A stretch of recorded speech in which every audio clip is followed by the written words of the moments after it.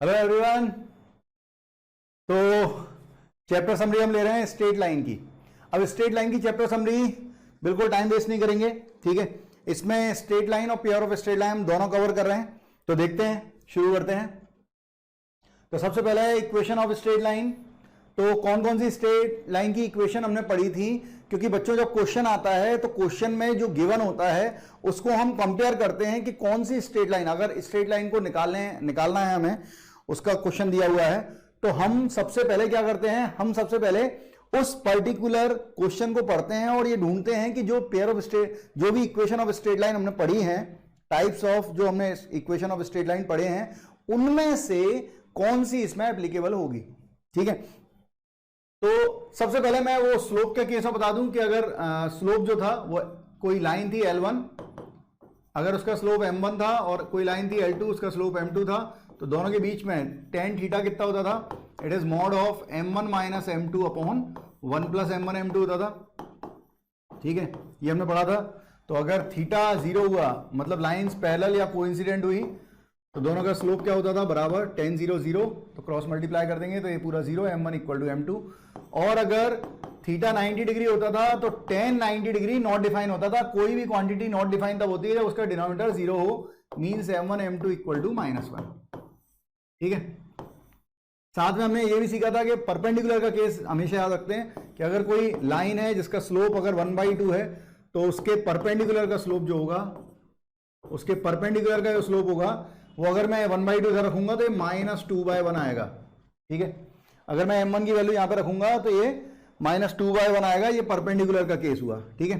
तो यहां पर हम इसको ऐसे याद रख लिए थे कि अगर 1/2 लाइन है, लाइन का स्लोप 1/2 है, तो इसको पलटें और साइन चेंज कर दें। मतलब अगर कोई लाइन है जिसका स्लोप 3/4 है, तो उसके परपेंडिकुलर का स्लोप जो होगा वो -4/3 होगा। हमने ये सीखा था। इसके अलावा हमने कहा था कि अगर कोई लाइन इक्वली इंटरसेप्ट करती है, अगर कोई लाइन इक्वली इंटरसेप्ट करती है on axes, x axes y axes पे इक्वली इंटरसेप्ट कर रही है, तो इंटरसेप्ट बेसिकली क्या होता है, इंटरसेप्ट मैग्नीट्यूड के साथ साइन रखता है। मतलब इक्वल इंटरसेप्ट है, मतलब पॉजिटिव एक्स एक्सेस और पॉजिटिव वाई एक्सेस को सेम लेंथ कट कर रही है, मतलब दोनों पॉजिटिव होने चाहिए, या पॉजिटिव की जगह नेगेटिव एक्स एक्सेस को और नेगेटिव वाई एक्सेस को पर सेम लेंथ कट कर रही है। मतलब या तो दोनों एक्स और वाई पॉजिटिव होंगे या दोनों नेगेटिव होंगे, तब हम इक्वली इंटरसेप्ट कह पाएंगे, ठीक है। मतलब साइन भी सेम होना चाहिए उनका और मैग्नीट्यूड भी सेम होना चाहिए। तो ऐसे केस में स्लोप क्या बनता था, अगर हम ऐसे बोलें कि लाइन ऐसी है, ये दोनों लेंथ बराबर हैं और पॉजिटिव पॉजिटिव कट कर रही है, तो ये 45 डिग्री होगा, तो ये कितना होगा 135 डिग्री। और अगर आपने नेगेटिव, दोनों नेगेटिव लिए क्योंकि इंटरसेप्ट सेम कहा है, तो ये भी कितना होगा 135 डिग्री। तो बेसिकली अगर इक्वली इंटरसेप्ट होता है तो स्लोप की वैल्यू क्या होती है, -1 होती है। ये यहां तक हम लोगों ने सीखा था, ठीक है। उसके बाद हम इक्वेशन ऑफ स्ट्रेट लाइन पे आए थे। तो इक्वेशन ऑफ स्ट्रेट लाइन के बारे में अगर बात करें तो फर्स्ट है slope intercept form. Slope intercept form क्या होती थी, slope intercept form y = mx + c, जहां स्लोप क्या होता था, m स्लोप होता था और c क्या होता था, y इंटरसेप्ट। मतलब अगर कोई लाइन ऐसी आ रही है तो ये जो इंटरसेप्ट कट हो रहा है y एक्सिस पे, दैट इज कॉल्ड c, और जो भी इसका स्लोप होगा दिस इज m, ठीक है। तो यहां पर इसके अलावा हम पढ़ते थे slope point form. Slope point form क्या होता था, y - y1 = m × x - x1, ठीक है। स्लोप पॉइंट फॉर्म, ठीक है, सब लोगों को याद होगा। देन फिर हमने पढ़ा था 2 पॉइंट फॉर्म। 2 पॉइंट फॉर्म क्या होता था, 2 पॉइंट फॉर्म होता है y - y1 = y2 - y1 upon x2 - x1 × x - x1। मतलब हमने कुछ नहीं किया। 2 पॉइंट फॉर्म का मतलब है हमें 2 पॉइंट दिए हैं, x1 y1 और x2 y2, तो 2 पॉइंट से हमने पहले स्लोप निकाल लिया। स्लोप क्या होता है, अगर 2 पॉइंट दिए हो तो उस लाइन का स्लोप होता है y2 - y1 upon x2 - x1, और स्लोप पॉइंट फॉर्म में ही पुट कर दिया है, केवल m की वैल्यू निकाली है और कुछ भी नहीं है। क्लियर है। देन नेक्स्ट था हमारे पास इंटरसेप्ट फॉर्म। इंटरसेप्ट फॉर्म या double intercept form, it is x/a + y/b = 1। मतलब अगर कोई लाइन जा रही है और वो x एक्सिस पे a का इंटरसेप्ट कट कर रही है, y एक्सिस पे b का इंटरसेप्ट कट कर रही है, so we called equation of straight line will be x/a + y/b = 1, ठीक है। Then the last one is normal form. Normal form, normal form क्या था? It is x cos alpha plus y sine alpha is equal to P.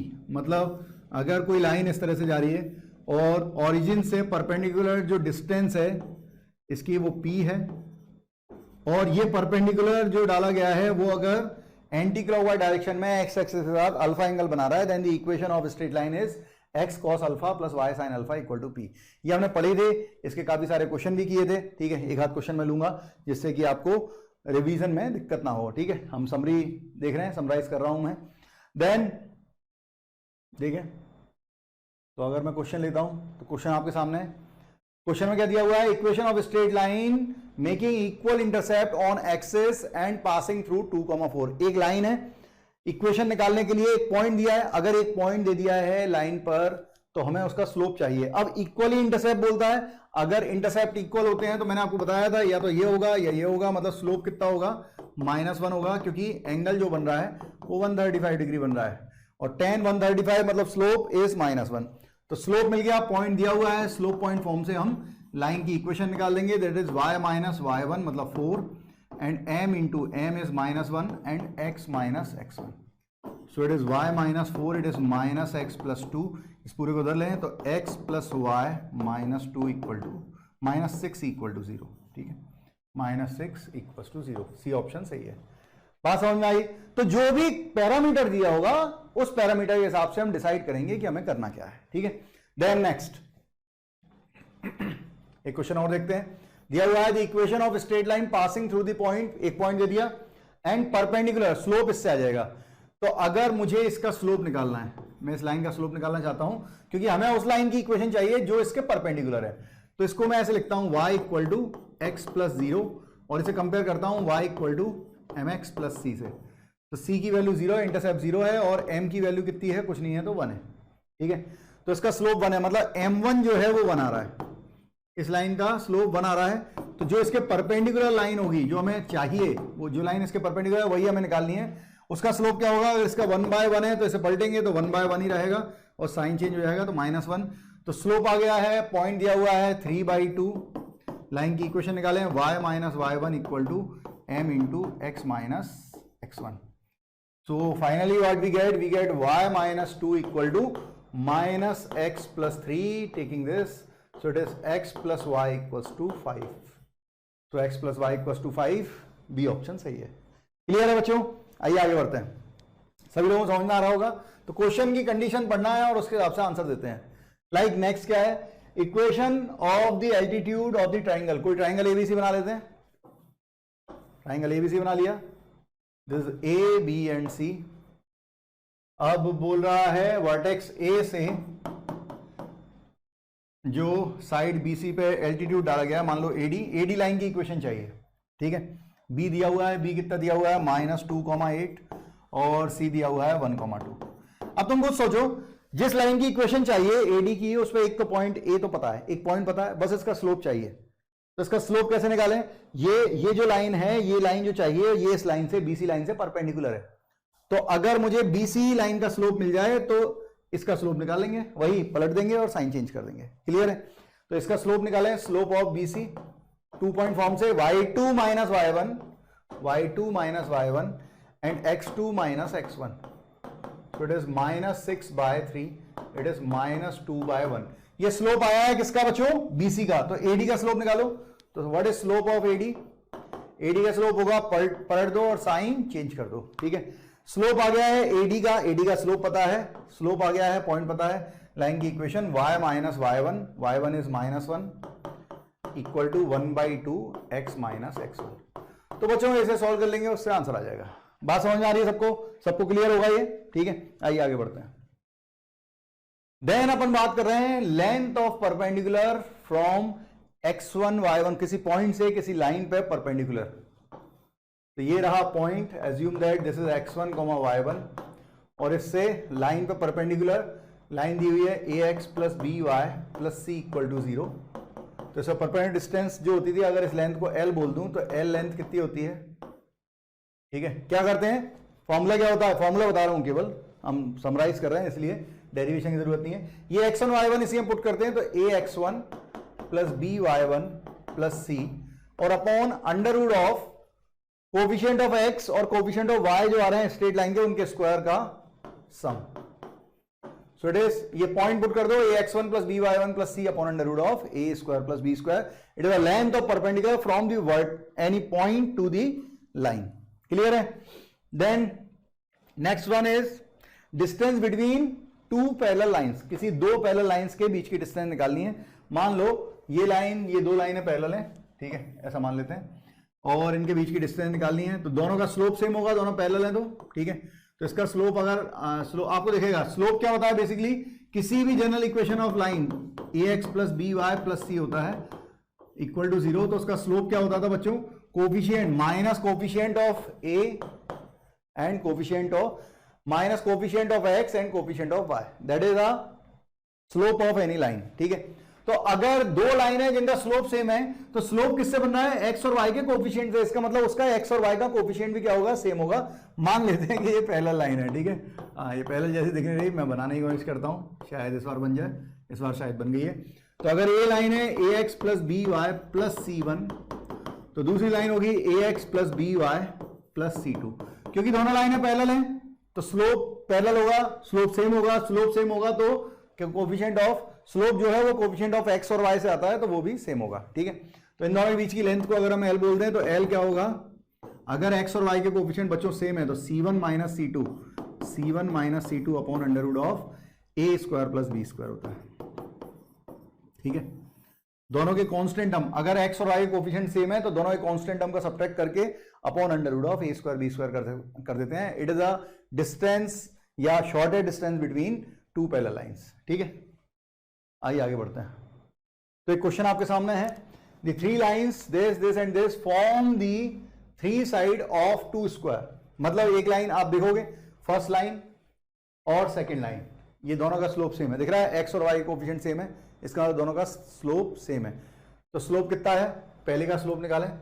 तो अगर मैं कहूं x plus 2y plus 3 है तो स्लोप कितना है, माइनस कोफिशिएंट ऑफ x कितना है 1 और y कितना है 2, इसका स्लोप दिस। तो सेकंड का भी स्लोप ये आएगा। थर्ड का स्लोप देखो 2x माइनस वाई माइनस 4, इसका स्लोप निकालो। इसका स्लोप क्या आ रहा है, minus coefficient of x bye coefficient of y, तो इसका आ रहा है 2/1। आप देख रहे हो इन दोनों का प्रोडक्ट -1 आ रहा है, दिस इंटू दिस इज -1। मतलब ये दोनों आपस में m1 m2 अगर -1 होते हैं तो आपस में क्या होता है, परपेंडिकुलर होती है, बिल्कुल। तो ये दोनों लाइनें पैरेलल हैं और वो परपेंडिकुलर, तभी वो स्क्वायर बनाएगी। तो एक लाइन ये हो गई, that is x plus 2y plus 3 equal to 0। दूसरी पैरेलल लाइन हमने कह दी x plus 2y minus 7 equal to 0, और एक परपेंडिकुलर लाइन जा रही है, इन दोनों के परपेंडिकुलर है, this is 2x minus y minus 4 equal to 0, ठीक है। अब एक क्या होगा, दो स्क्वायर बन सकते हैं, एक ऐसा बन सकता है और एक ऐसा बन सकता है। तो ये तीन लाइन है, दो स्क्वायर बना सकती हैं। तो इन दोनों जो स्क्वायर बन रहे हैं उसकी फोर्थ लाइन जो होगी, फोर्थ साइड, उसकी इक्वेशन बताना है। तो फोर्थ साइड की इक्वेशन हम कैसे बताएं, तो मैं कहता हूं स्क्वायर की प्रॉपर्टी लगाएं। क्या थी स्क्वायर की प्रॉपर्टी, चारों साइड क्या होंगी, इक्वल होंगी। तो इन दोनों का, ये दोनों पैरेलल लाइन है, दो पैरेलल लाइन के बीच की डिस्टेंस अभी हमने सीखी, c1 minus c2 upon under root of a square b square, और इन दोनों पैरेलल लाइन की इक्वेशन भी सेम होगी। दूसरी बात, ये दोनों पैरेलल हैं तो इनका स्लोप सेम होगा। मतलब इस लाइन की इक्वेशन में लिख सकता हूं 2x minus Y plus C equal to 0, क्योंकि x का और y का कोफिशिएंट सेम रहेगा, केवल पैरामीटर चेंज होगा, वो हमें निकालना पड़ेगा, c की वैल्यू ही निकालनी है। बात समझ में आ रही है? तो मैंने इन दोनों के बीच की डिस्टेंस और इन दोनों के बीच की डिस्टेंस बराबर होगी, क्योंकि स्क्वायर है, दोनों को इक्वेट कर दो। c की दो वैल्यू आएंगी, एक इसके लिए और एक इसके लिए, वो अपने आप आएगी, ठीक है। तो पहले इन दोनों के बीच की डिस्टेंस निकालो, क्या होगा, c1 minus c2, so it is 3 minus of minus 7 upon under root of a square plus b square, और इन दोनों के बीच की डिस्टेंस भी सेम होगी, ये डिस्टेंस, ये लेंथ, तो ये लेंथ सेम होगी ना। तो इन दोनों के बीच की डिस्टेंस क्या होगी, c1 माइनस c2, तो mod of c1 minus c2 upon under root of a square plus b square, ठीक है। ये पूरा इससे कैंसिल, ये हो गया 10 और ये है मॉड ऑफ 6 प्लस 4। तो मॉड हटाएंगे तो अपोजिट में प्लस माइनस आ जाएगा, तो अपोजिट में प्लस माइनस आ गया, एक बार प्लस ले लें, प्लस लिया तो c की वैल्यू 2 आएगी, और एक बार माइनस लेंगे तो c की वैल्यू -10 आएगी। ये दोनों वैल्यू इसमें पुट कर दें या डायरेक्ट लिख लो 2x minus Y plus 2, 2x minus Y plus 2 है नहीं 2x माइनस वाई, अच्छा 10 था ना, ओह ये 10 था, सॉरी दिस इज 10, तो 10 था तो प्लस अगर हमने लिया तो 6 आएगा, है ना, प्लस लिया तो 6 आएगा और माइनस लिया तो -14 आएगा। तो +6 और -14, ए और बी दोनों आंसर सही है। बात समझ में आई होगी सब लोगों को, ठीक है, ये क्लियर है। आइए आगे बढ़े। Then position of a point with respect to line, मतलब अगर अगर अगर 2 पॉइंट्स के बारे में बात कर रहे हैं, अगर हम 2 पॉइंट्स के बारे में बात कर रहे हैं तो एक पॉइंट है मान लो x1 y1 और एक पॉइंट है x2 y2, या यहां पर एक पॉइंट है x1 y1 और यहां पर एक पॉइंट है x2 y2। तो अगर लाइन की इक्वेशन दी है ax plus B Y plus C equal to 0, ax plus B Y plus C equal to 0, और आपको निकालना है कि दोनों पॉइंट लाइन के सेम साइड में है या अपोजिट। ये सेम साइड का केस है, ये अपोजिट का केस है, ठीक है।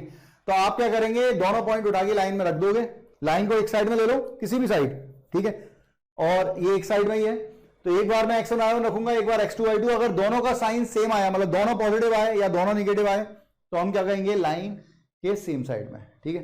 और अगर दोनों पॉइंट पुट किए, एक से पॉजिटिव आ रहा है और दूसरे से निगेटिव आ रहा है, तो हम कहेंगे कि दोनों पॉइंट जो है लाइन के अपोजिट साइड में है। वेरी सिंपल, ठीक है। अच्छा, इसके बाद किसी एक पॉइंट के लिए पूछा जाता है कि कोई एक पॉइंट बिलो है या अबव है, ये मैंने बताया था, ठीक है। फॉर सिंगल पॉइंट,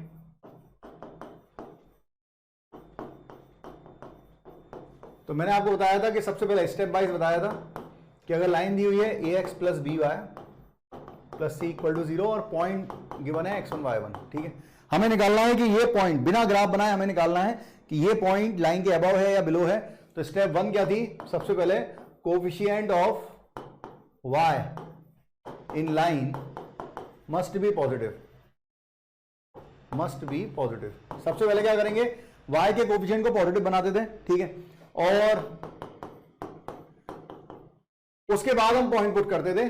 मैंने मान लिया कि y का कोएफिशिएंट ऑलरेडी पॉजिटिव है और मैंने पॉइंट पुट किया, पॉइंट पुट करने पे अगर पॉजिटिव आ गया, अगर ये क्वांटिटी क्या हो गई, पॉजिटिव हो गई, तो हम कहेंगे point lies above the line, above the line, ठीक है।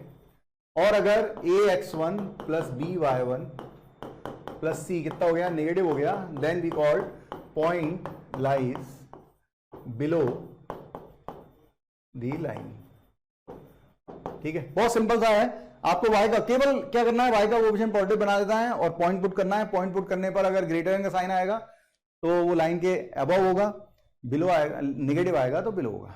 क्लियर है यहां तक। अब ये क्यों क्या कैसा, अगर आपको ये जानना हो तो फिर पूरा वीडियो देखें, समरी ना देखें, वीडियो देखें स्ट्रेट लाइन के, और अगर आप समराइज कर रहे हैं तो समराइज के हिसाब से लें।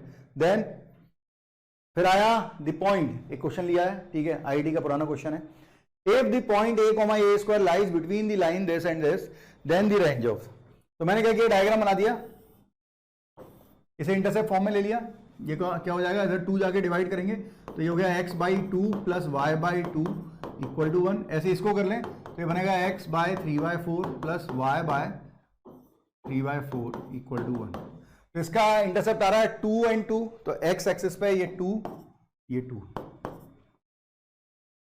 ये ज्वाइन कर दिया, और ये दोनों के स्लोप सेम है। अगर आप इसका स्लोप निकालें -a/b, इसका भी निकालें -a/b, तो दोनों जो है पैरेलल लाइन है। इसका आ रहा है 3/4 एंड 3/4। अब क्या बोल रहा है, ये पॉइंट बोल रहा है कि मैं जो हूं, मैं कहां लाई कर रहा हूं, the point lie between the lines, इन दोनों लाइंस के बीच में लाई कर रहा है। तो मैं कह सकता हूं ये लाइन कौन सी थी, x plus y plus -2, sorry x plus y -2 equal to 0,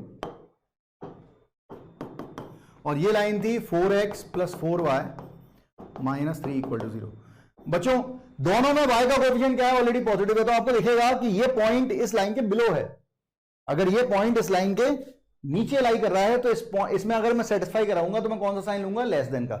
अगर y कोएफिशिएंट सेम होता है लाइन की इक्वेशन में, तो हम जब पॉइंट पुट करते हैं और लाइन के बिलो अगर पॉइंट है तो वो लेस देन का साइन लेता है, और इस लाइन के अबव होगा तो इसमें पुट करेंगे अगर, तो वो ग्रेटर देन का साइन लेगा। तो एक बार मैं यहां इसमें रखूंगा तो a plus A square minus 2 will be less than, इसको फैक्टराइज करके सॉल्व कर लेंगे, and 4a plus 4a square minus 3 is greater than, इसमें रखे हैं इस लाइन के अबव है तो इसमें रख के ग्रेटर देन का साइन लगाया, और इस लाइन के बिलो था तो इसमें पॉइंट पुट करके लेस देन का साइन लगाया। दोनों को फैक्टराइज करके मेथड ऑफ इंटरवल से सॉल्व करके इंटरसेक्शन लेना है, इंटरसेक्शन लेंगे आंसर आ जाएगा।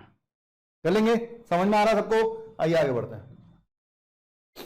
Then condition of concurrency. Condition of concurrency का मतलब है कि अगर 3 लाइनें दी हैं और वो एक ही पॉइंट में मिलती हैं तो वो कंडीशन ऑफ कॉन्करेंसी, वो कॉन्करेंट लाइंस कहलाती हैं, और इस कंडीशन को कंडीशन ऑफ कॉन्करेंसी बोलते हैं। कौन सी कंडीशन को?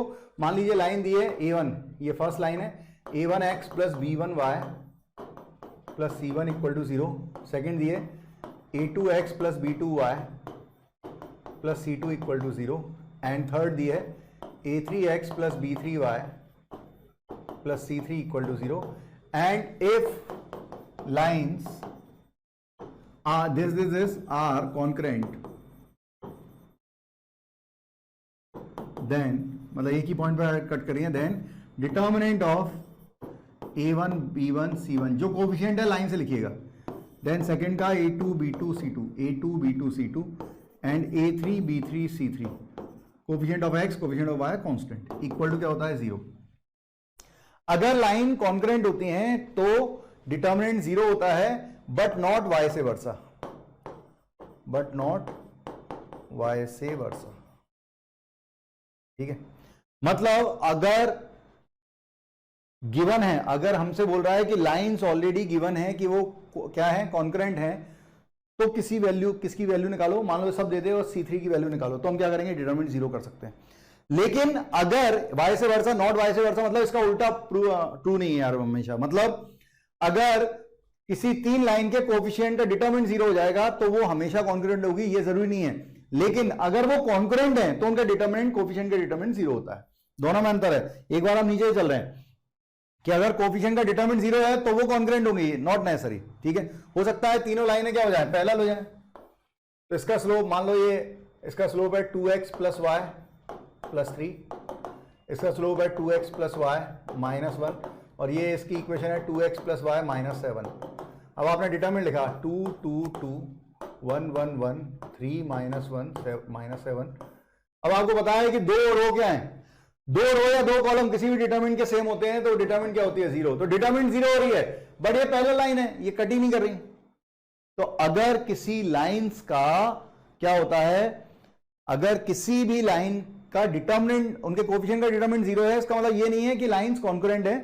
अगर लाइंस कॉन्करेंट होती हैं तो डिटरमिनेंट 0 होता है। तो कुल मिला के अगर आपको समझना है तो बेसिकली आपको एक बात दिमाग में रखनी है, एप्लीकेशन याद रखो कि कभी भी कॉन्करेंट का केस आए आपको 0 करना है, उससे जो पैरामीटर आए वो पैरामीटर लाइन की इक्वेशन में पुट करके देखना है। क्योंकि अगर दो लाइन भी इक्वल हो गई, दो लाइन भी पैरेलल हो गई, और तीसरी लाइन अगर पैरेलल नहीं भी हुई तो भी वो एक ही पॉइंट पे तीनों नहीं मिलेंगी।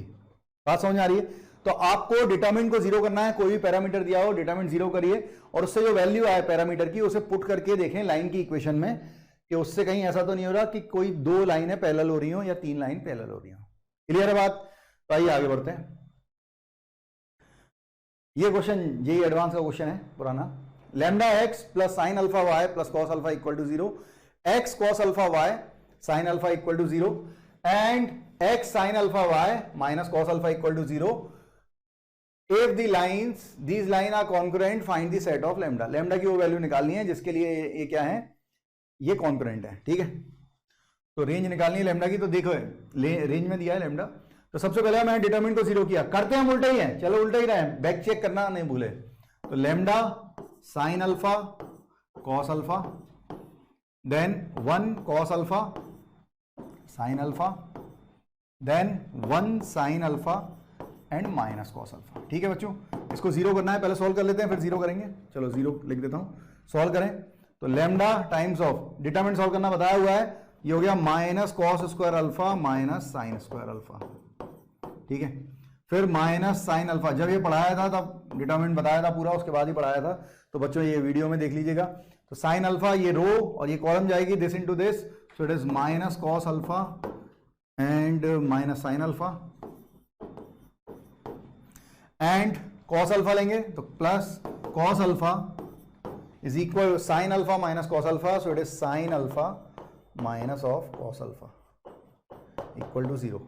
अब अपन सिंप्लीफाई कर लेते हैं, तो इसे सिंप्लीफाई कर लो तो ये हो जाएगा माइनस कॉमन, तो cos square plus sine square 1, तो ये माइनस लैम्डा हो जाएगा, इसे 0 की तरफ ले लो तो लैम्डा इक्वल टू क्या बच गया, इसे मल्टीप्लाई किया तो sign alpha cos alpha minus plus sine square alpha, और इसे पुट किया तो कॉस अल्फा ब्रैकेट ओपन किया cos alpha sine alpha minus cos square alpha. तो बच्चों ये 2 साइन अल्फा कॉस अल्फा हो गया, मतलब साइन 2 अल्फा हो गया, और इन दोनों में से माइनस कॉमन निकाल दें तो minus cos square minus sine square cos 2 alpha हो गया। अब ये जो आया है ये A sine theta plus B cos theta के टर्म में आ गया। तो रेंज कैसे निकालते थे, ट्रिग्नोमेट्री में पढ़ा था, A sine theta plus B cos theta की रेंज होती थी minus under root of A square plus B square से under root of A square plus B square, ठीक है, माइनस लगा देते हैं। सो लैम्डा बिलोंग्स टू हो जाएगा माइनस रूट 2 से रूट 2। ये आंसर होना चाहिए, आंसर दिया भी है, ए ऑप्शन सही होना चाहिए, लेकिन बैक चेक करें, वाई से वर्षा नहीं है, ठीक है, तो चेक करें। तो हमें यहां पर क्या करना चाहिए, 1 हटा देना चाहिए। क्यों हटा देना चाहिए, अगर आप लैम्डा की वैल्यू 1 यहां पे रखेंगे तो लैम्डा की वैल्यू अगर 1 रखी है यहां पे 1 रख दो तो ये और ये सेम हो जाते हैं, तो ये दोनों सेम हो गए, तो मतलब अगर आप लैम्डा की वैल्यू 1 रखेंगे तो फर्स्ट लाइन और थर्ड लाइन का स्लोप सेम हो जाएगा, और फर्स्ट और थर्ड लाइन का अगर स्लोप सेम हो जाएगा मतलब वो दोनों पैरेलल हो जाएंगी। तो अगर 2 लाइनें पैरेलल हो गई तो वो कभी भी कॉन्करेंट नहीं हो सकती, तीनों लाइनें। बात समझ आ रही है, तो 1 हटाना पड़ेगा। सबको क्लियर हो तो आंसर जो होगा वो डी होगा, ठीक है।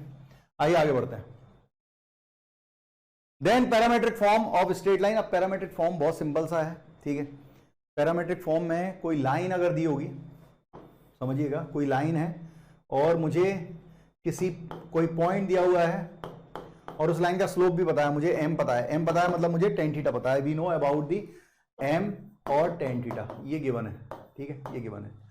तो इसी लाइन पर आर डिस्टेंस पर मुझे नए पॉइंट निकालने हैं। तो नए पॉइंट्स के जो कोऑर्डिनेट होते हैं वो होते हैं x1 plus r cos theta and y1 plus r sine theta. अगर 2 निकालने होते हैं तो एक प्लस में होता है और एक माइनस में होता है, मतलब प्लस प्लस लेते हैं या माइनस माइनस लेते हैं, तो 2 आंसर आ जाते हैं, एक आगे एक पीछे की तरफ। अब ये मैंने क्या बताया, इसका उल्टा वाले क्वेश्चन भी आते हैं। मतलब क्या, हमें ये 2 पॉइंट निकालने हैं मान लो, तो मैं अगर ये 2 पॉइंट निकालना चाहता हूं तो मैं पहले मिड पॉइंट निकालता हूं किसी तरीके से, और इसका स्लोप निकालता हूं मैं, और इन दोनों के बीच की डिस्टेंस करके हाफ निकालता हूं, मतलब मुझे आर x1 y1 और स्लोप चाहिए। कुल मिला के अगर आपको पैरामेट्रिक फॉर्म बनानी है, मतलब आपको किसी लाइन पर कोई पॉइंट चाहिए जो किसी फिक्स पॉइंट से सेम डिस्टेंस पे है, तो आपको पैरामेट्रिक फॉर्म लगानी पड़ती है, और उसके लिए आपको डिस्टेंस चाहिए होती है, लाइन का स्लोप, मतलब टेन थीटा से कॉस थीटा साइन थीटा निकालते हैं, और आपको डिस्टेंस पता होनी चाहिए, स्लोप पता होना चाहिए, पॉइंट पता होना चाहिए जो कि मिड पॉइंट हो उन दोनों पॉइंट का जो आप निकालना चाहते हैं। जब P और Q निकालना चाहते हैं तो PQ का मिड पॉइंट होना चाहिए x1, y1। बात समझ में आ रही है सबको? आइए आगे बढ़ते हैं, देखें। तो दिया हुआ है find the coordinate of the point 2 points on the line. एक लाइन दी हुई है, ये लाइन दी हुई है, मान लो x plus y equal to 3। तो इस पर स्लोप, इसका स्लोप कितना है, -1/1, मतलब टेन थीटा की वैल्यू -1 है। अब बच्चों टेन थीटा अगर -1 होता है, टेन थीटा नेगेटिव होगा तो कॉस थीटा भी ऑब्ट्यूज एंगल होगा थीटा, ठीक है, 90 से 180, तो कॉस थीटा नेगेटिव होगा। तो ये 1 कब होता है, 45 पे, तो कॉस 45 होता है 1/√2, साइन 45 भी होता है 1/√2, लेकिन क्योंकि ये सेकंड क्वाड्रेंट में है तो सेकंड क्वाड्रेंट में कॉस नेगेटिव होगा, थीटा जो है सेकंड क्वाड्रेंट का एंगल है, तो कॉस नेगेटिव होगा और साइन पॉजिटिव होगा, ठीक है। अब इस पर एक पॉइंट दिया हुआ है, हमें कितना दिया हुआ है, 2,1, आपने पढ़ लिया होगा क्वेश्चन, और कितनी डिस्टेंस पे हमें पॉइंट चाहिए, √8 डिस्टेंस पे, ठीक है। तो ये दोनों पॉइंट के कोऑर्डिनेट निकाल लें। तो हमें x1 पता है, हमें y1 पता है, हमें r पता है, और हमें cos थीटा sin थीटा पता है। तो P और Q जो पॉइंट होंगे उसे हम क्या कहेंगे, x1 प्लस माइनस आर कितना है √8 और cos थीटा मतलब -1/√2 एंड y1 मतलब y1 is 1 plus minus r is √8 और sin theta is 1/√2 sin theta 1/√2 so x1 plus minus r cos theta y1 plus minus r sin theta. अब √8 से √8 हटेगा √4 बचेगा मतलब 2 बचा, ये भी कैंसिल तो 2 बचा, तो ये हो गया 2 प्लस माइनस -2 एंड 1 प्लस -2। तो प्लस साइन अगर हम लेंगे तो 2 - 2 0 एंड दिस इज 3, और अगर हम माइनस साइन लेंगे तो 2 ये 4 और ये -1, तो 0,3 एंड 4,-1 बिल्कुल ए ऑप्शन सत्य है। भाई सभी लोगों को अच्छे से समझ में आ रहा होगा। आइए आगे बढ़ते हैं। देन एक और क्वेश्चन लिया है, बहुत इंपोर्टेंट है पैरामेट्रिक फॉर्म, इसलिए एक और क्वेश्चन लिया है। The opposite vertices of a square, एक स्क्वायर दिया हुआ है और उसकी अपोजिट वर्टाइसेस दी हुई है, मान लो ये स्क्वायर है ABCD और उनकी अपोजिट वर्टाइसेस दी हुई है 0,4 एंड C दिया है 2,8। We need to find B and D, B और D के कोऑर्डिनेट चाहिए, ठीक है। तो स्क्वायर की प्रॉपर्टी, तो देखो अब जरा ध्यान से सुनना, BD अगर चाहिए, ये 2 पॉइंट चाहिए तो इसका मिड पॉइंट निकालो। हमें ये पॉइंट चाहिए होगा, मान लो ये पॉइंट P होगा, फिर इन दोनों में भी ये डिस्टेंस अगर R मिल जाए तो मैं कुल मिलाई क्या कहूंगा, P पॉइंट से R डिस्टेंस पे 2 पॉइंट निकालने हैं, ऐसा बोले जाएगा। तो मुझे क्या क्या चाहिए होगा, पहले मुझे R निकालनी होगी, तो मैं जानता हूं कि ये डिस्टेंस भी R होगी, स्क्वायर है ना, तो अगर मैं इन दोनों की डिस्टेंस निकाल लूं तो वो 2R होगी, उससे R आ जाएगा। तो दोनों के बीच की डिस्टेंस निकालो, AC कितना होगा, x1 - x2 whole square plus y1 - y2 whole square. So this is 4 + 16, it is 2√5। तो 2√5 कितना है, 2R है, AC मतलब 2R है 2√5, तो R की वैल्यू हो गई है √5, R हो गया भाई √5, ठीक है। तो ये तो आ गया, R की वैल्यू आ गई √5। अब x1 y1 चाहिए, तो हमने जानते हैं कि डायगोनल क्या होती है, बाइसेक्ट करती हैं एक दूसरे को, और स्क्वायर में डायगोनली बाइसेक्ट भी करती हैं, बराबर भी होती हैं। तो इन दोनों का जो मिड पॉइंट आएगा वही इन दोनों का मिड पॉइंट होगा, AC का जो मिड पॉइंट आएगा वही BD का होगा। तो मिड पॉइंट का केस लगाओ, x1 + x2/2 मतलब 1, y1 + y2 12/2 मतलब 6, ठीक है। x1 y1 आ गया 6, P पॉइंट आ गया x1 y1 इज 1,6, ठीक है। अब केवल स्लोप बचा, तो AC और BD परपेंडिकुलर है, तो स्लोप ऑफ AC पहले निकालो, y2 - y1 upon x2 - x1, 2 - 0, so it is 2 and this is 4, तो 2:1 आ रहा है। तो स्लोप ऑफ AC अगर 2:1 है, तो स्लोप ऑफ BD क्या करते थे, परपेंडिकुलर में इसको पलटते थे, साइन चेंज। अब स्लोप नेगेटिव मतलब tan थीटा की वैल्यू बच्चों नेगेटिव आ रही है, tan थीटा आ रहा है -1/2, तो cos थीटा पहले तो परपेंडिकुलर अपॉन बेस से निकालो, ये परपेंडिकुलर है ये बेस है, तो cos थीटा होगा बेस मतलब 2 upon hypotenuse √A² B² it is √5। Similarly sin theta क्या होगा, परपेंडिकुलर 1/√5, लेकिन tan अगर नेगेटिव था तो थीटा जो है ऑब्ट्यूज था, तो cos नेगेटिव होगा, 90 से 180 के बीच में सेकंड क्वाड्रेंट में cos नेगेटिव होगा, sin पॉजिटिव होगा। तो हमें sin थीटा cos थीटा मिल गया, हमें R मिल गया और हमें x1 y1 पता है, ठीक है। हमें इस लाइन का स्लोप मिल गया है, R की वैल्यू √5 आ गई है, x1 y1 पता है, तो आंसर होगा x1 ± R is √5, cos theta is -2/√5 and y1 is 6 ± R sin theta मतलब 1/√5। अब बस √5 कैंसिल, आगे सॉल्व कर लीजिएगा, आप कर सकते हैं, आंसर आ जाएगा। क्लियर है बच्चों, आइए आगे बढ़ते हैं। देन अपन आ गए फैमिली ऑफ स्ट्रेट लाइन पे, very nice concept. Family of straight line क्या कहता है कि अगर 2 लाइनें दी हुई हैं और अगर वो पैरेलल या कोइंसिडेंट नहीं है, अगर कोई 2 लाइनें हैं जो पैरेलल या कोइंसिडेंट नहीं है, तो वो दोनों लाइनें एक पॉइंट पे पास करेंगी और एक पॉइंट इस पॉइंट से होके इनफाइनाइट लाइन जा सकती हैं। हर लाइन का एक ही ठिकाना होगा कि वो इस पॉइंट से होके जाएगी, किस पॉइंट से, L1 और L2 के इंटरसेक्शन पॉइंट से। So we called equation of straight line passing through the intersection of L1 and L2 is called family of straight line and represented by L1 + λ/L2, ठीक है। वो line जो L1 और L2 के intersection से पास होके जाती हैं, वो सारी लाइनें फैमिली ऑफ लाइंस कहलाती हैं, L1 और L2 का, including L1 and L2, and represented by L1 plus lambda L2। Lambda की वैल्यू कोई और कंडीशन भी दी होती है, उससे निकालते हैं। तो केस 1 तो इतना पॉपुलर नहीं होता, केस 2 बहुत पॉपुलर है, ठीक है। इसका उल्टा है, अभी क्या कह रहे हैं हम, लाइन की इक्वेशन निकालनी है तो वो L1 प्लस लेमडा L2 होगी। केस 2 में क्या है, लाइन की इक्वेशन गिवन होती है, लाइन की इक्वेशन केस 2 में गिवन होती है और कहता है कि वो फिक्स पॉइंट से पास हो रही है। तो सारी फैमिली ऑफ लाइन किस फिक्स पॉइंट से पास होती है? दो line L1 plus lambda L2 के फॉर्म में अगर आप लाइन की इक्वेशन लिखते हैं फैमिली ऑफ लाइंस की, तो L1 और L2 के इंटरसेक्शन से पास होती हैं। तो अगर आपको कोई लाइन दिया और कहे, कभी भी स्टेटमेंट कहे कि पासेस थ्रू फिक्स पॉइंट, तो आपको क्या करना होगा, उस लाइन को L1 प्लस लेमडा L2 के फॉर्म में लाना होगा और हम कह देंगे कि भाई वो फिक्स पॉइंट से पास कर रही है फैमिली ऑफ लाइन से, और वो फिक्स पॉइंट से पास कर रही है L1 और L2 के इंटरसेक्शन पॉइंट से। कैसे, मैं समझाता हूं, क्वेश्चन से लेते हैं।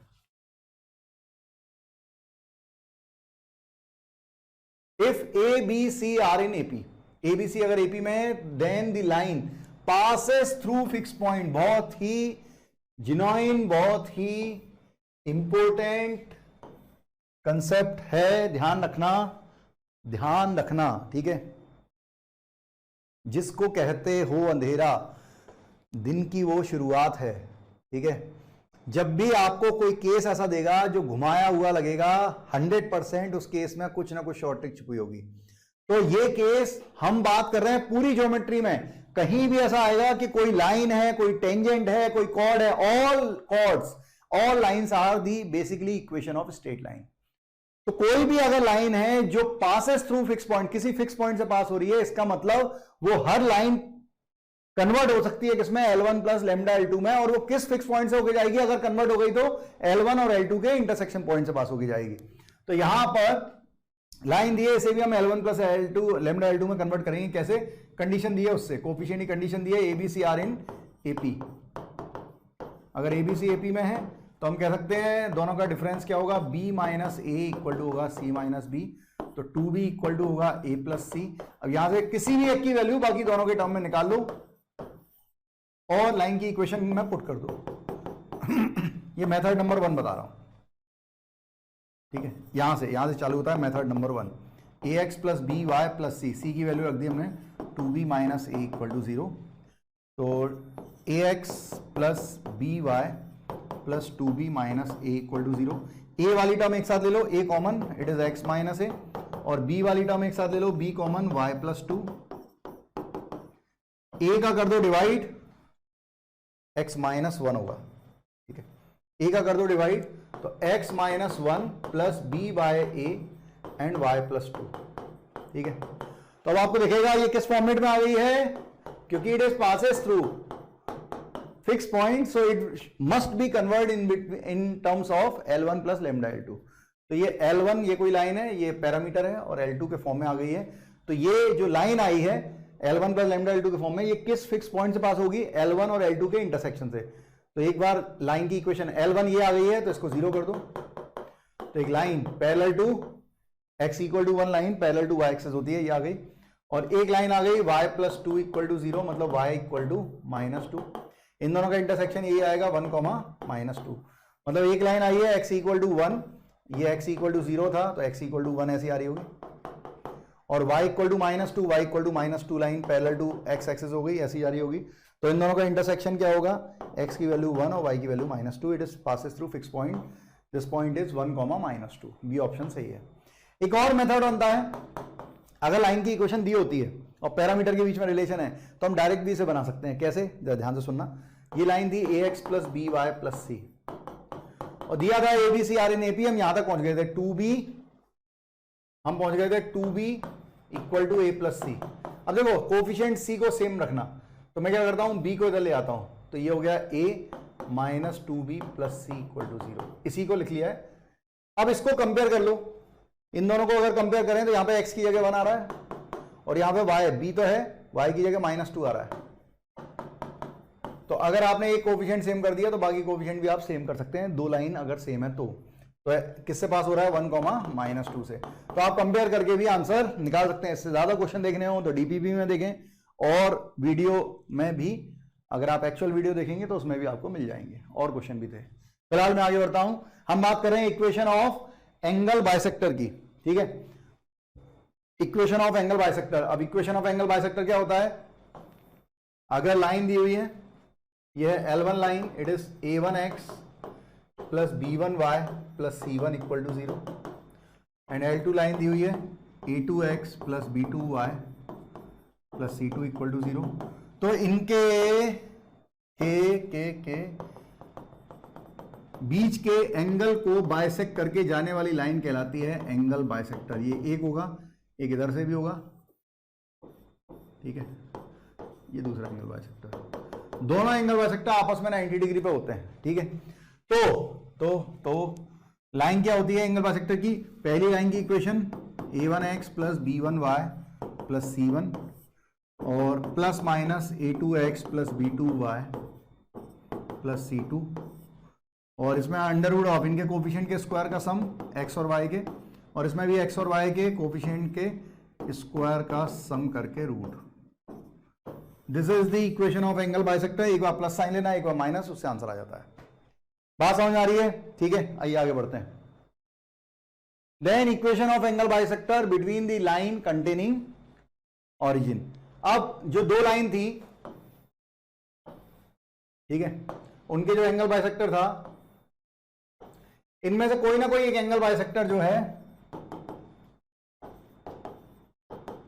ठीक है, इनमें से कोई ना कोई एक एंगल बाइसेक्टर जो है वो ऑरिजिन कंटेन करता है। ऑरिजिन कंटेन करने का मतलब होता है कि ये जो एंगल बाइसेक्टर जा रहा है, तुम देखो ये दो लाइनें हैं, ये 4 रीजन में डिवाइड कर रही हैं प्लेन को, first region, second region, third region, fourth region, ये जो लाइन बनी है, ठीक है।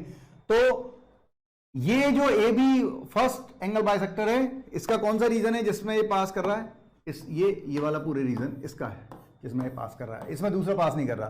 और दूसरे वाले का कौन सा रीजन होगा, दूसरे वाले का ये चल रहा है, ये सेकेंड एंगल बाइसेक्टर का है।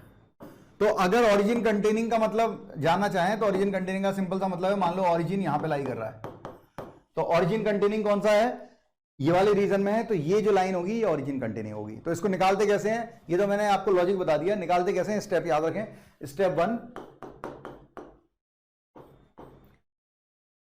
Coefficient C1 and C2 on both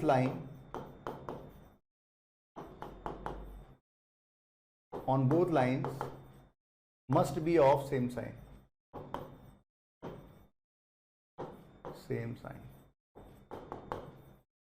ठीक है।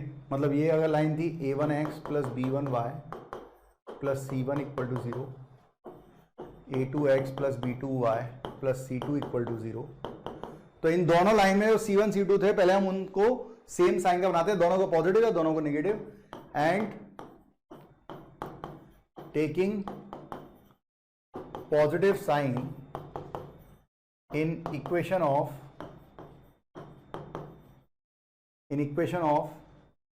Angle bisector to get the angle bisector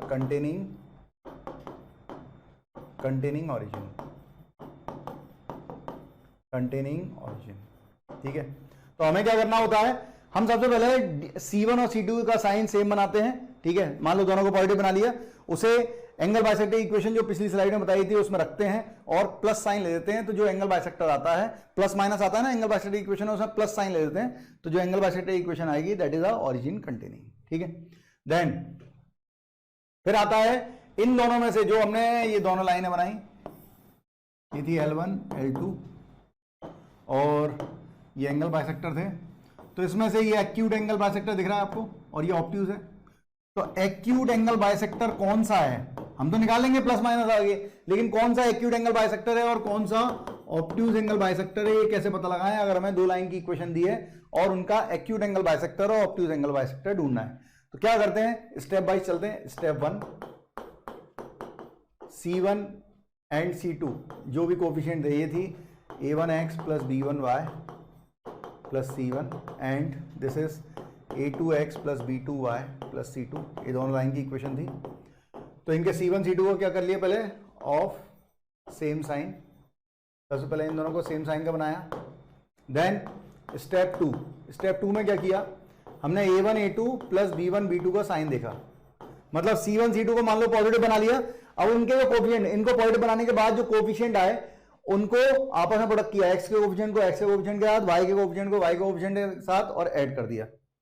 तो अगर अब इसमें दो केस बन सकते हैं, a1 a2 अगर पॉजिटिव आएगा या a1 a2 प्लस b1 b2 नेगेटिव आएगा। अगर ये पॉजिटिव आया तो जो भी साइन ये आएगा वो किसको देंगे हम, ऑब्ट्यूज को, ऑब्ट्यूज एंगल बाइसेक्टर को। मतलब अगर ये पॉजिटिव आया तो प्लस साइन का मतलब एंगल बाइसेक्टर की जो इक्वेशन थी उसमें प्लस माइनस आ रहा था, तो उसमें अगर आप प्लस साइन लोगे तो हमें कौन सा इक्वेशन मिलेगी, ऑब्ट्यूज एंगल बाइसेक्टर की मिलेगी अगर a1 a2 प्लस b1 b2 पॉजिटिव है। अगर a1 a2 प्लस b1 b2 नेगेटिव आया after making the same sign of c1 c2, अगर a1 a2 प्लस b1 b2 नेगेटिव आया तो माइनस साइन एंगल बाइसेक्टर की इक्वेशन में अगर आपने माइनस साइन लिया तो वो ऑब्ट्यूज का होगा, और ये प्लस लिया था यहां पे माइनस, माइनस लिया था यहां पे प्लस, एक्यूट का होगा। बात समझ में आ रही हो? आगे बढ़ते हैं। तो जैसे ये क्वेश्चन है, find the bisector of angle between the lines containing origin. Origin contain करना है तो क्या करें, पहले C1 C2 का same sign, already same sign के, ठीक है, तो बस प्लस साइन लेना है। तो 4x plus 3y minus 7 upon under root of a square plus b square is equal to, plus sign लेते हैं, ठीक है, जो हमने सीखा है उसको फॉलो करें। 24x plus 7y minus 31 upon under root of a square plus b square.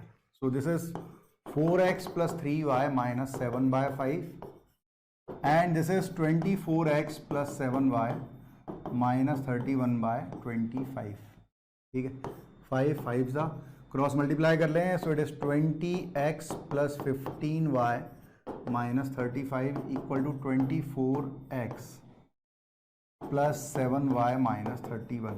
आपको इसको पूरे को दले आना है, तो 20 ये हो गया 4x minus 8y and plus 4 equal to 0, तो 4 हटा दो, इक्वेशन आ जाएगी x minus 2y plus 1 equal to 0। This is the equation of angle bisector containing origin. सबको समझ में आया होगा? आइए आगे बढ़ते हैं। उसके बाद कुछ ऑप्टिक प्रॉब्लम। ऑप्टिक प्रॉब्लम का मतलब इमेज वगैरह निकालते हैं, जैसे अपन, जैसे पॉइंट दिया हुआ है मान लो x1 को y1, और मुझे इसकी इमेज निकालनी है ax plus by plus c equal to 0 line पे। मान लो ये p पॉइंट है, ये परपेंडिकुलर, और ये मिरर की तरह काम कर रहा है, और इसकी इमेज मुझे यहाँ पे निकालनी है। मान लो ये पॉइंट है, इसकी मिरर इमेज, ठीक है, P की P डैश, इसकी इमेज ये निकालना है। तो सबसे पहले हम क्या करते हैं, इस पॉइंट को Q मान लेते हैं। This is called foot of perpendicular. मैं क्या करूं, अगर फुट ऑफ परपेंडिकुलर के कोऑर्डिनेट निकाल लूं, अगर मैं Q के कोऑर्डिनेट निकाल लूं तो इसके कोऑर्डिनेट को मैं अल्फा बीटा मान लूंगा, और ये Q जो होगा वो मिड पॉइंट होगा, क्योंकि ये लेंथ बराबर होगी। आपने देखा है मिरर के सामने आप खड़े होते हैं, जितनी पास आप होते हैं मिरर के पास, उधर से भी आप उतने ही पास में दिखते हैं, जितनी दूर होते हैं उतने दूर दिखते हैं, ठीक है। तो ये दोनों लेंथ बराबर होंगी, तो मतलब ये P और P डैश का मिड पॉइंट Q होगा। तो Q के कोऑर्डिनेट निकल गए, उसमें मिड पॉइंट का केस लगा देंगे, आंसर आ जाएगा, ठीक है। मिड पॉइंट का केस मतलब x1 plus alpha by 2 equal to Q के कोऑर्डिनेट कर देंगे तो आंसर आ जाएगा।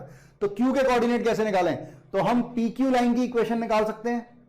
कैसे, हमें पॉइंट दिया है और ये परपेंडिकुलर है, तो इसका स्लोप कितना है, इसका स्लोप है माइनस a बाई बी, तो इसका PQ लाइन का स्लोप कितना हो जाएगा, इट इज b बाई, भाई पलटो और साइन चेंज कर दो, तो ये आ गया स्लोप पॉइंट फॉर्म से लाइन की इक्वेशन आ जाएगी y minus y1 equal to b by A x minus x1। ये PQ लाइन की इक्वेशन आ गई। अब PQ लाइन की इक्वेशन और ये जो लाइन की इक्वेशन दी है, दोनों को सॉल्व कर देंगे, ठीक है, सब्स्टिट्यूशन मेथड या elimination method through the linear equation of two variable. इसको सॉल्व करेंगे तो इन दोनों का इंटरसेक्शन पॉइंट ही क्या है, Q है, तो बच्चों Q आ जाएगा। उसके बाद मिड पॉइंट का केस लगा के अपन आंसर दे सकते हैं। सभी लोगों को अच्छे से समझ में आ रहा होगा, मुझे पूरी उम्मीद है। आइए आगे बढ़ते हैं।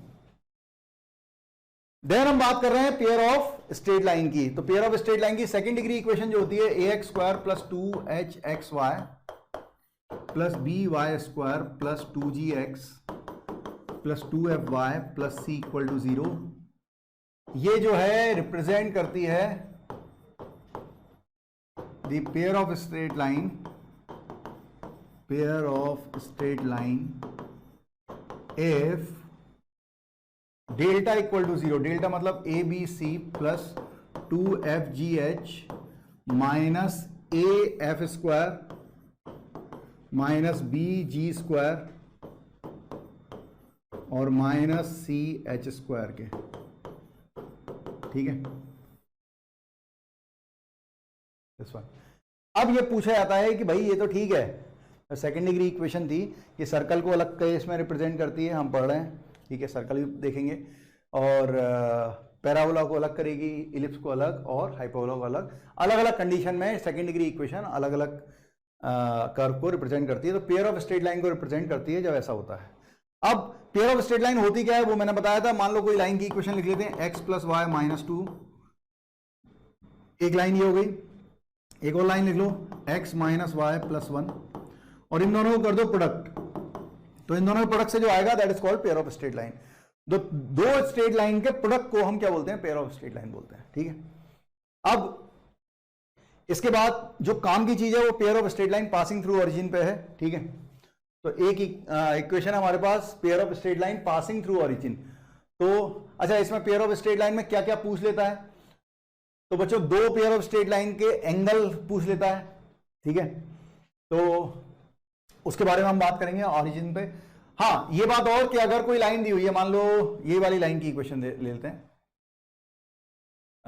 इसको प्रोडक्ट करके लिख लेते हैं, तो X square minus Y square and this is X Y है ही नहीं इसमें, तो this one is X and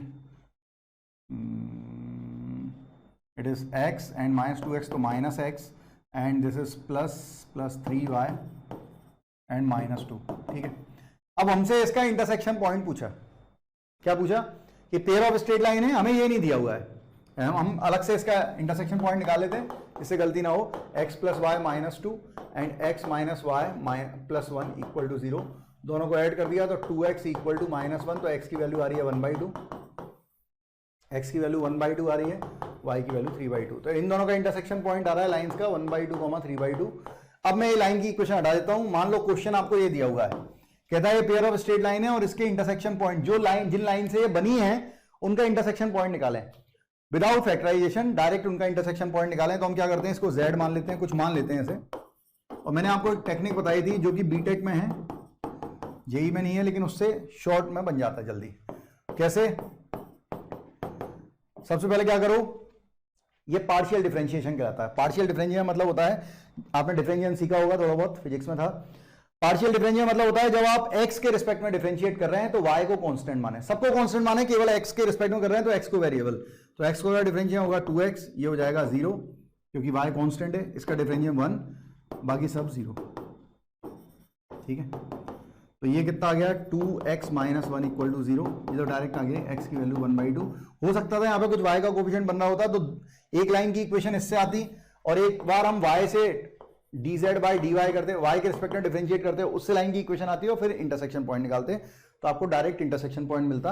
ये आसान क्वेश्चन है, इसलिए आपको डायरेक्ट x की वैल्यू मिल गई है, और z y के रिस्पेक्ट में करेंगे डिफरेंशिएशन इसी इक्वेशन का, तो x 0 होगा, तो x 0 हो गया, y हो गया 2y, माइनस x 0 हो गया, माइनस 3y, y का डिफरेंशिएशन 1, तो 3 हो गया, और ये 0 हो गया, तो ये आ गया minus 2y plus 3 equal to 0। तो y की वैल्यू कितनी आ रही है, 3/2, तो आ रहा है सेम। तो 1/2, 3/2 इज द इंटरसेक्शन पॉइंट। तो कभी भी पेयर ऑफ स्ट्रेट लाइन दी हो, बिना फैक्टराइजेशन के हम इसका इंटरसेक्शन पॉइंट निकाल सकते हैं, ठीक है। आइए आगे बढ़ते हैं। फिर है pair of straight line passing through origin.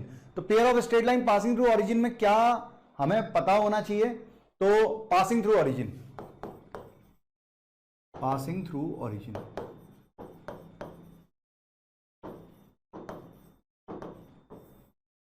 क्या होता है बच्चों? Pair of straight line passing through origin इस फॉर्म में होती है सेकेंड डिग्री इक्वेशन में, plus by square equal to 0, ठीक है। ax square plus 2hxy plus by square equal to 0, और ऐसा बोलना चाहिए कि अगर ये x एक्सिस है, y एक्सिस है, और ये ओरिजिन से पास हो रही है लाइंस, ठीक है, तो ओरिजिन इसे सेटिस्फाई करेगा। अब इसमें क्या होता है कि ये pair of straight line passing through origin है, मान लो इसका एंटी क्लॉकवाइज डायरेक्शन में एंगल थीटा है, ऐसा मान लेते हैं, और इस पर कोई पॉइंट है x, y, ठीक है। कोई भी इन दोनों में से कोई भी एक लाइन ले सकते हैं जिसका थीटा दिया है, मैंने परपेंडिकुलर डाला, तो ये हाइट हो गई y और ये लेंथ हो गई x। तो कई बार इस पर स्लोप पे बेस्ड क्वेश्चन आते हैं, मतलब पेयर ऑफ स्ट्रेट लाइन दे देगा आपको और उसके उनके स्लोप पूछेगा या स्लोप के बीच में डिफरेंस पूछेगा, स्लोप का एडिशन पूछेगा, कुछ भी स्लोप पे बेस्ड क्वेश्चन होगा, या दोनों लाइन के बीच का एंगल पूछेगा, तो अगर दोनों लाइन के बीच का एंगल क्या होता है, इसका स्लोप अगर m2 है, इसका स्लोप m1 है, तो वही tan theta equal to m1 minus m2 upon 1 plus m1 m2, उसके लिए भी फॉर्मूला होता है direct through coefficient of x square xy and y square, ठीक है, वो भी अपन सीखेंगे। तो समझना इसका स्लोप कितना हो गया, स्लोप आ गया कितना y बाय x, अरे tan थीटा आ जाएगा परपेंडिकुलर अपॉन बेस, और tan थीटा क्या होता है, स्लोप होता है। तो आपको ये दिमाग में हमेशा रखना है कि pair of straight line passing through origin अगर दिए और उसमें स्लोप की कोई कंडीशन बन रही है, तो आप पूरी इक्वेशन को स्लोप में कन्वर्ट कर सकते हैं by the division of x square. तो एक्स स्क्वायर का डिवाइड करो,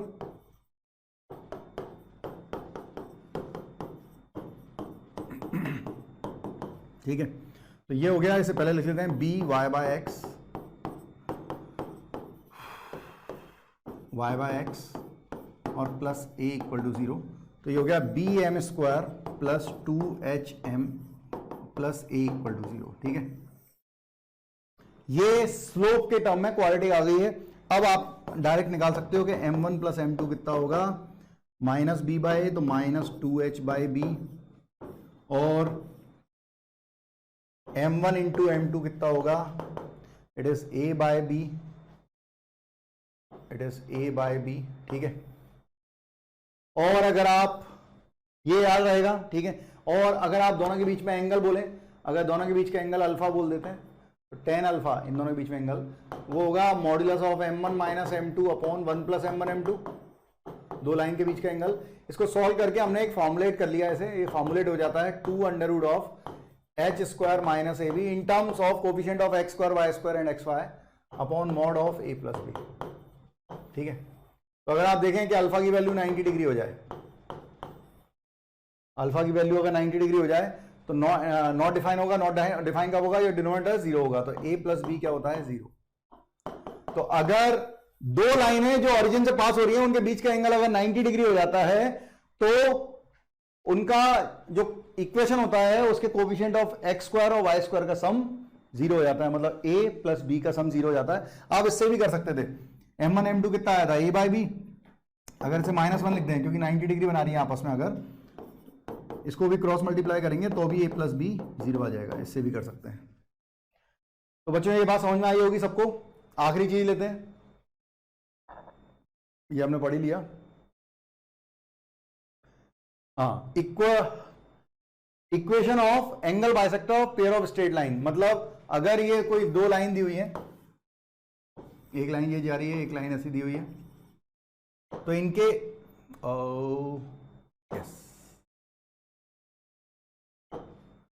इनके एंगल बाइसेक्टर बन रहे होंगे ऐसे, और एक ऐसा बन रहा होगा, ठीक है। तो इनके जो एंगल बाइसेक्टर होंगे उसकी जो इक्वेशन होती है, ये एंगल बाइसेक्टर फर्स्ट, ये एंगल बाइसेक्टर सेकंड। तो अगर pair of straight line passing through origin है ax square plus 2h xy plus by square, तो इनके एंगल बाइसेक्टर की इक्वेशन होती है एक्स स्क्वायर। उनकी pair of lines, pair of equation होती है, क्योंकि वो भी ओरिजिन से आएगी, तो ये भी क्या बनाएगी, ये जो एंगल बाइसेक्टर होंगे ये भी pair of straight line passing through origin बनाएगा। तो उसकी इक्वेशन होती है X square minus Y square upon A minus B equal to H X Y by H, ठीक है। मतलब एक्स स्क्वायर उसके नीचे उसका coefficient minus minus Y square उसके नीचे उसका कोफिशिएंट, और एक्स वाई के नीचे 2h की जगह h होता है, ठीक है। ऐसे याद रखते हैं। तो ये एंगल बाइसेक्टर इक्वेशन है which is also in terms of pair of straight line passing through origin, ठीक है। आइए आगे बढ़ते हैं। So if pair of straight line this and this be such that each pair bisect the angle between other pair, मतलब दोनों pair of straight line एक दूसरे के पेयर ऑफ स्ट्रेट लाइन, मतलब एंगल बाइसेक्टर है। दोनों लाइंस, दोनों pair of straight line एक दूसरे की एंगल बाइसेक्टर है। तो PQ क्या होगा, हालांकि उसने देन PQ की वैल्यू ही लिख दी है, तो कुछ कर नहीं सकते, ठीक है। क्वेश्चन में टाइप में थोड़ी मिस्टेक हुई है, कोई बात नहीं। तो यहां पर क्या कर सकते हैं, क्या करते हैं, उसे सीखें।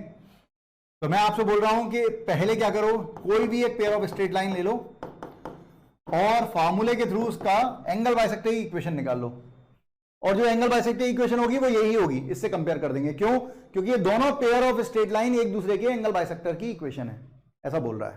ठीक है, तो इसकी इक्वेशन क्या होगी? X square minus Y square upon A कितना है?